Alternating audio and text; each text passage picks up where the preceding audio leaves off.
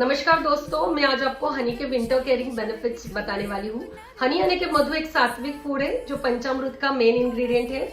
इसकी स्किन की ब्यूटी से लेकर डाइजेशन, ओबेसिटी में काफी सारे हेल्थ बेनिफिट्स है और एक आयुर्वेदा पॉइंट ऑफ व्यू बहुत ही अच्छा मेडिसिन है जो त्रिदोषाओं को, वात, पित्त, कफ को बैलेंस करता है।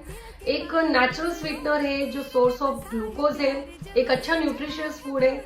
जिन छोटे बच्चों में या बूढ़े बुजुर्गों में लगातार खांसी रहती है जिससे उनकी नींद डिस्टर्ब होती है, तो वो अगर सोते वक्त 1 चम्मच हनी लेकर सोते हैं तो उससे उनकी नींद अच्छी होती है, कफ भी कम होता है। और जिन लोगों को सिर्फ हनी से फर्क नहीं आता है, वो अगर हल्दी या लौंग पाउडर मिक्स करके लेते हैं तो उससे उनका कफ कम होता है और अच्छी नींद आती है। तो ये टिप आप जरूर ट्राई करें और मेरे साथ अगली टिप के लिए बने रहिए। तब तक स्टे सेफ, स्टे